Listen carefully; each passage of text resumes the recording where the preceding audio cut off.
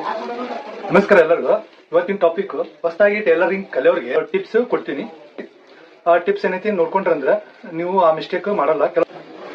For example ನಾವು ಏನ್ ಮಾಡ್ಬಿಟ್ಟಿವಿ, ಈಗ ಸ್ಟಿಚ್ ಮಾಡೋದ್ನಾಗ ಈ ಸ್ಟಿಚ್ ಇಲ್ಲಿ ಬರಬಾರ್ದಿತ್ತು, ಇಲ್ಲಿ ಬರ್ಬೇಕಿತ್ತು. ನಾವೇನ್ ಮಾಡ್ಬಿಟ್ಟಿವಿ, ಇಲ್ಲಿ ಮಾಡಿವಿ. ಈಗ ಇದನ್ನ ನಾವು ಉಚ್ಚಬೇಕಂದ್ರೆ ಏನ್ ಮಾಡ್ತೀವಿ ನಾವು, ಫಸ್ಟ್ ಈ ತರ ಹಿಂಗ್ ಉಚ್ಕೊಂತ ಹೋಗ್ಬಿಡ್ತೀವಿ. ಈ ಕಡೆ ಒಂದೇಳಿ ಈ ಕಡೆ ಒಂದೇಳಿ ಹಿಂಗೆ ಉಚ್ಕೊಂತ ಹೋಗ್ಬಿಡ್ತೀವಿ. ಸರಿ ರೀ, ಅದೇನೈತಲ್ಲ ಉಚ್ಬಿಡುತ್ತೆ. ಈಗ ಕೆಲವೊಂದ್ ಕಡೆ ರಫ್ ಹಾಕ್ಬಿಟ್ಟಿರ್ತಾರ.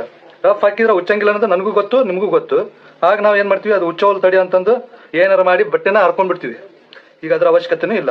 ಏನ್ ಮಾಡ್ಬೇಕು, ಇಂಥದೊಂದು ಸಣ್ಣ ಬ್ಲೇಡ್ ತಗೊಂಡು ರಫ್ ಹಾಕದಲ್ಲೆಲ್ಲ ಏನೈತಲ್ಲ ಈ ತರ ಇಟ್ಕೊಂಡು ಇದಕ್ಕೆ ಸಣ್ಣದಾಗಿ ಈ ತರ ನೋಡ್ರಿ, ಒಂದ ಹೊರ್ತಕ್ಕೆ ರಫ್ ಹುಚ್ಚೋಯ್ತು. ಈ ತರ ಬ್ಲೇಡಿಲೆ ಸ್ವಲ್ಪ ಕಟ್ ಹಾಕೊಂತ ಹೋದ್ರೆ ಅದು ತಾನಾಗೆ ಹೊಲಿಗೆ ಉಚ್ಚಿ ಬಿಡುತ್ತೆ. ಈಗ ಉಚ್ತ್ರಿ, ರಫ್ ಇದ್ದಲ್ಲೆಲ್ಲ ಈ ತರ ಹೊಲಿಗೆ ಉಚ್ಚೋದು. ಇದು ಒಂದನೇ ಟಿಪ್ಸ್.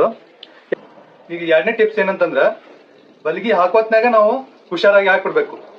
ಅದು ಎರಡನೇ ಟಿಪ್ಸ್, ನೋಡ್ಕೊರಿ. ನಾವ್ ಏನ್ ಮಾಡ್ಬಿಡ್ತೀವಿ, ಇಲ್ಲಿ ಹೊಲಿಗೆ ಸಣ್ಣ ಇಟ್ಬಿಟ್ಟಿರ್ತೀವಿ. ಸಣ್ಣ ಇಟ್ರೆ ಅದು ಹೊಲಿಗೆ ಹತ್ತಿ ಬೀಳುತ್ತೆ, ಮತ್ತೆ ಸಣ್ಣಗೆ ಬೀಳುತ್ತೆ. ನಾವೇನ್ ಮಾಡ್ಬೇಕು, ಫಸ್ಟ್ ಕಲಿಯೋರಲ್ಲ ನಾವು, ಕಚ್ಚಾ ಹೊಲಿಗೆ ಇಟ್ಕೊಂಡ ಸ್ಟಿಚ್ ಮಾಡ್ಬೇಕಾಗತ್ತೆ. ಅಂದ್ರ ಐದನೇ ಪಾಯಿಂಟ್ ಇಟ್ಕೊಂಡು ಸ್ಟಿಚ್ ಮಾಡ್ಬೇಕಾಗತ್ತ.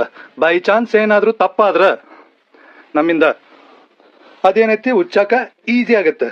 ಎರಡನೇದ್ದು, ಇನ್ನ ನಾವ್ ಇದು ಮಾಡ್ಲೇಬಾರ್ದು, ಈ ತರ ಮಾಡ್ಲೇಬಾರ್ದು ಅಂತಂದ್ರ ಇನ್ನೇನ್ ಮಾಡ್ಬೇಕು, ಇದು ಹೊಲಿಗೆ ಉದ್ದ ಇಟ್ಟಿರ್ತೀವಲ್ಲ ಅದನ್ನ ಸ್ಟಿಚ್ ಮಾಡಾದ್ಮೇಲೆ ಕನ್ಫರ್ಮ್ ಅನ್ನಸ್ತಂದ್ರ ಅವಾಗ ಏನ್ ಮಾಡ್ಬೇಕು, ಇದು ಹೊಲಿಗೆ ಏನೈತಲ್ಲ ಸಣ್ಣ ಇಟ್ಕೊಂಡು, ಈಗ ಇದು ಐದನೇ ಪಾಯಿಂಟ್ ಇರುತ್ತಲ್ಲ, ಆಗ ನಾವು 2.5 ಅಥವಾ 3 ಲಾಸ್ಟ್, ಇದಕ್ಕಿನ್ನ ಸಣ್ಣ ಇದಕ್ಕಿನ್ನ ದೊಡ್ಡದು ಇಡ್ಲೇಬಾರ್ದು. ಇದು 5ನೇ ಪಾಯಿಂಟ್ ಏನೈತಲ್ಲ, ಇದು ಉದ್ದ ಹೊಲಿಗೆ ಬರ್ತ.